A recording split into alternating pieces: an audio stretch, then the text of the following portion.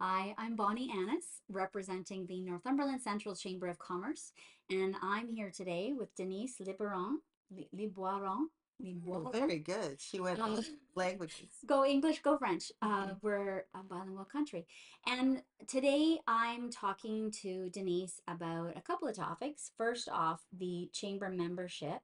Denise, you've had a long history of serving the chamber, and you were just kind of moving through while I was coming on board, but you've been doing a lot of stuff with the chamber, and you're also really involved in the residential, commercial, and investment real estate market. So I'd like to ask you, how do you feel that your involvement with the chamber, either as a member or on the board, has helped you serve your clients?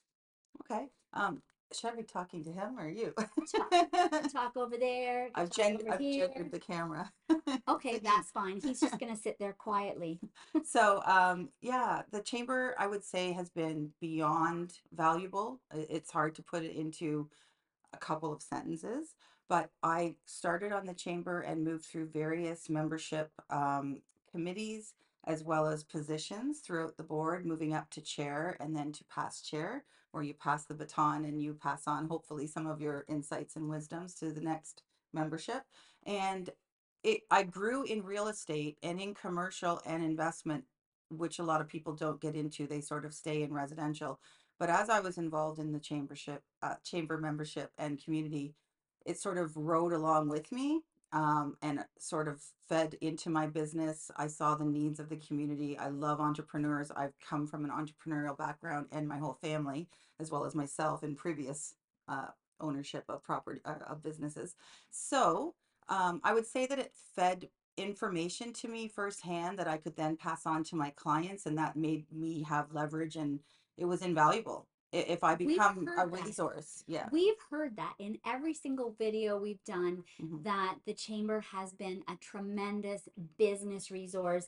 Kevin Hmm. has been that wonderful resource, knowing what's happening, knowing who people are. And I think you have to be involved to get the benefits from that. Wouldn't you say that getting Hmm. involved, being on the board, uh, showing up to some of the events that the chamber is holding, I think that's where you get your best value from being a chamber Exactly. member. As well, advocacy for the business community when I can let them know that they have a voice, because they don't always have time to come out to everything. Right. So again, how did it help my business?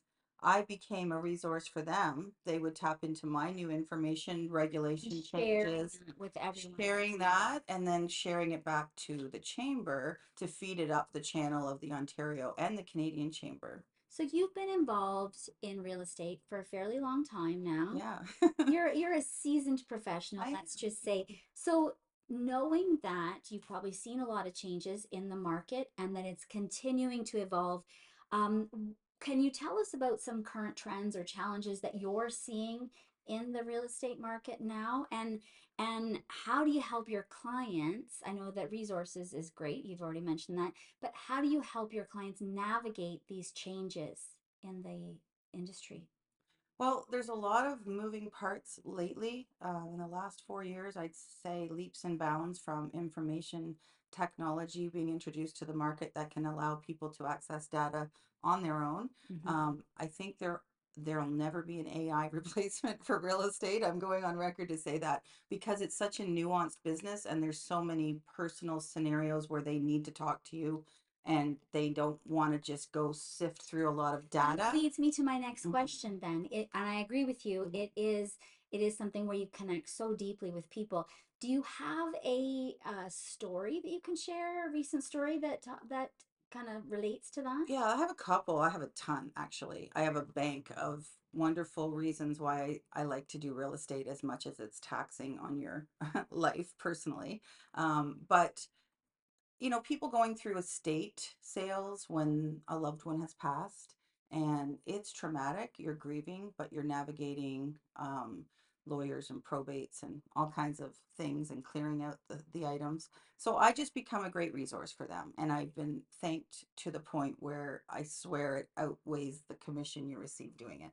Right. That's Because you probably one. when you work so hard and when Mhm. much of your personal life is taken up by your work, you have to be rewarded in some way that fills you up, fills your cup Yeah, to be able to do think that. over time you realize the value of helping others is the whole point. Yeah. Exactly. I Mhm. agree with you. So let's go someplace a little bit fun now Okay. because we all work hard. So real estate's demanding, it's rewarding. We've already talked about that. But if you could buy for yourself a dream property anywhere in the world, what kind of property would it be and how would it reflect you and your personal and professional passion? That's a lovely question. Um, I would want to be probably somewhere like if I had a world stage, Paris or Spain. I love the art, the architecture, the culture, the food, the people, but I also want to be near a sea. So I guess maybe it wouldn't be right in the city. So I think Spain is a good I choice. think so. And And those what are would two it look like? places I've been that I absolutely loved. I'm a Villa. villa type person. I want to walk right into the beach. And funny you should ask that because I would also say I did just buy a dream property for myself in Coburg and it's facing the beach. It's literally facing right across the road into the water, the lake, and the beautiful lighthouse and And pier. Coburg is so well known for our spectacular Mhm. beach. So congratulations on that. It's also reflecting my professional life, not just my love of being near water and the calming influence that many of us enjoy about our harbor and our beach. But it's a project, and I love a project and a renovation. Because So you I want love hate it.